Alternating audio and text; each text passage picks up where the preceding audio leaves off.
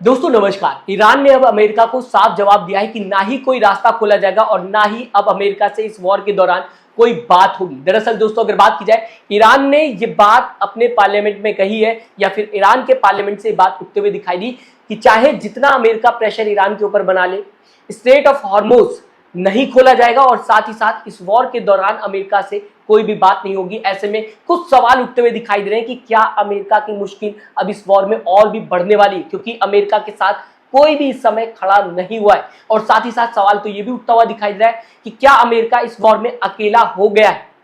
सबसे बड़ा सवाल तो दोस्तों ये है कि ट्रंप का जो नारा था, मेक अमेरिका ग्रेट अगेन, क्या अब ये नारा मेक अमेरिका अलोन अगेन बन गया है। दोस्तों इस वॉर में अमेरिका जैसे फंस सा गया, ना अमेरिका अब ईरान से वॉर लड़ना चाहता है और ना ही भाग पा रहा है। इस बीच डोनाल्ड ट्रंप के बयान बार बार बदलते हुए दिखाई दे रहे हैं। चलो सीधा फैक्ट की बात दोस्तों करते हैं। मिडिल ईस्ट का टेंशन अब पीक पर पहुंचता हुआ दिखाई दे रहा है। ईरान ने अपने दुश्मन यानी कि अमेरिका और इजराइल को सॉलिड मैसेज दिया है।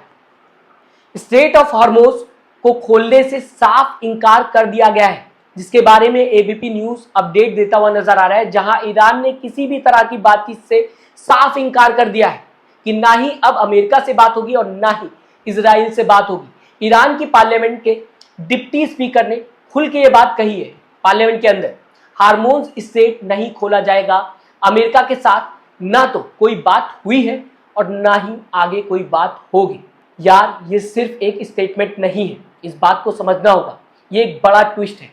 अगर स्ट्रेट ऑफ हॉर्मुज बंद हो गया तो वर्ल्ड का ऑलमोस्ट 20% ऑयल सप्लाई रुक जाएगा, ऑयल के प्राइसेस स्काई रॉकेट हो जाएंगे और इससे अमेरिका की इकोनॉमी पर डायरेक्ट अटैक देखने को मिलेगा। तो कहा जाएगा एक स्टेप ऐसा लिया ईरान ने जिससे सीधा सीधा अमेरिका को नुकसान होता हुआ दिखाई दे रहा है। अमेरिका जो पहले से ही इस वॉर से परेशान है, ऐसा लग रहा है कि उसके पास भागने का भी अब कोई रास्ता नहीं, ईरान छोड़ रहा है। दोस्तों ईरान ने ताला लगाकर रख दिया है, या फिर यह कहा जाए ईरान ने ताला लगा दिया है उन हर दरवाजों पर जहां से अमेरिका या फिर उसके अलाइंस का सबसे बड़ा एनर्जी सप्लाई आता है।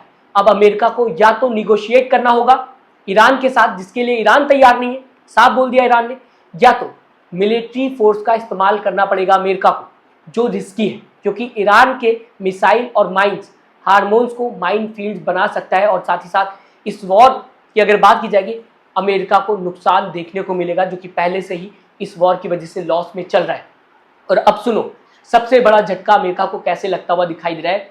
ब्रिटिश प्राइम मिनिस्टर स्टारमर ने आज बिल्कुल क्लियर कर दिया है, this is not our war, we will not get entangle in this conflict. ये कहते हुए ब्रिटिश प्राइम मिनिस्टर दिखाई दे रहे हैं, ये हमारा नेशनल इंटरेस्ट में नहीं आता है, ये तक की बोल दिया गया है ब्रिटिश प्राइम मिनिस्टर की तरफ से। मतलब साफ है, जो कंट्री अमेरिका के सबसे पुराने अलाई में आता है वो भी आज अमेरिका के साथ खड़ा नहीं हुआ है इस वॉर में, ट्रम्प जी।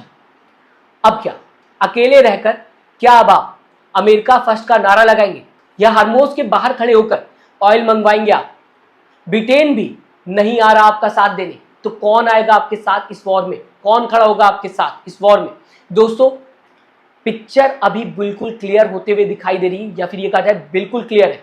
पहले ईरान ने मिलिट्री और डिप्लोमेटिक डोर बंद कर दिया, अब यूके ने भी नॉट आवर प्रॉब्लम बोल दिया है। और इस बीच और भी कई देश हैं जो इस वॉर में अमेरिका का साथ नहीं दे रहे, क्योंकि सबको पता है कि ये वॉर स्टार्ट अमेरिका ने ही किया है, इसके लिए अमेरिका ही जिम्मेदार है। और अब जबकि अमेरिका इस वॉर में फंस आ गया है तो अमेरिका हर किसी की मदद मांगता हुआ दिखाई दे रहा है, हर किसी को इस वॉर में खींचने की कोशिश कर रहा है।